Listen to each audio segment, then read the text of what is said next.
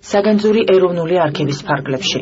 ასე ქვია პროექტს, რომელიც სრულიად საქართველოს კათოლიკოს პატრიარქს, მცხეთა-თბილისის მთავარეპისკოპოსს და ბიჭვინთისა და ცხუმა-ფხაზეთის მიტროპოლიტს, უწმინდესა და უნეტარეს ილია მეორეს ეროვნული არქივის თანამშრომლებმა წარუდგინეს.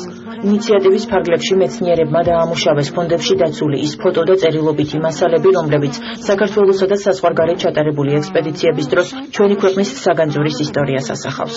პროექტის მონაწილეებმა დოკუმენტებსა და ფოტოებში თითოეული ძვირფასი ნივთის დღევანდელი მდგომარეობა და ადგილსამყოფელი გამოიკვლიეს. მეცნიერების განცხადებით, სასულიერო თუ საერო შინაარსის ძვირფასი ნივთების ისტორიის გარკვეული ნაწილის აღმოჩენა შესაძლებელია, თუმცა ნაწილი სახეცვლილია, საზღვარგარეთ გატანილი ან განადგურებული. როგორც შეხვედრაზე აღინიშნა, პროექტში არქივის თანამშრომლებთან ერთად ეროვნული მუზეუმისა და ხელნაწერთა ეროვნული ცენტრის სპეციალისტებიც ჩაერთვნენ.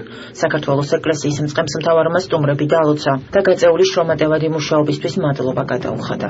კათოლიკოს პატრიარქმა არქივის გენერალური დირექტორი და პროექტის ხელმძღვანელი წმინდა კეთილმსახური მეფე თამარის ჯვრით დაასაჩუქრა.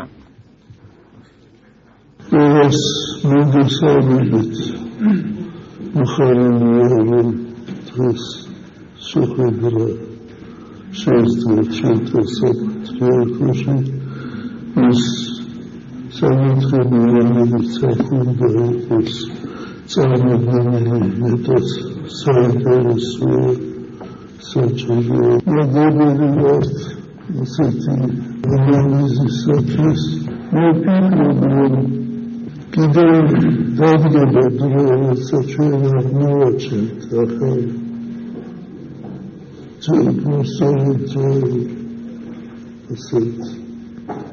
საეკლესიო ნივთებს, ხატებს და ეს შენახულია უცხოეთში, უცხოეთის მუზეუმებში, ერზეირებთან. მე მინახავს რამდენიმე ძალიან ძვირფასი ხატი მინახავს სვანეთში, ასე რომ ჩვენ გვჭირდება კარგი საცავი და კარგი მუზეუმი. რაც მე ვარ პატრიარქი, შემოვიდა უნიკალური ნივთები, ისტორიული ნივთები და მოგხს ძალიან დიდი სურვილი, რომ მუზეუმი შევქმნით ქარვასლა რესურსის წინ, რომ არის შეიძლება მეორე ქარვასლა, სადაც სპორტ კომიტეტი იყო. არ არის სამუზეუმო პირობები. თქვენც იფიქროთ, რასაც შეიძლება ეს რაც არის,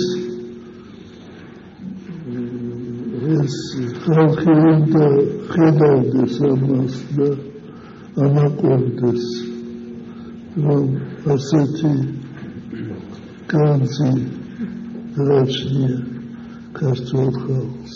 ჩვენთვის ეს ძალიან ემოციური, ძალიან ამაღელვებელი და მართლაც განსაკუთრებული დღე იყო, იმიტომ რომ ჩვენ ყოველთვის ვგრძნობთ საქართველოს საპატრიარქოს მხარდაჭერას ეროვნული არქივის მიმართ. ყოველთვის ვგრძნობთ, რომ მათთვის ძალიან საინტერესოა ის პროექტები, რომელსაც ჩვენ ვახორციელებთ.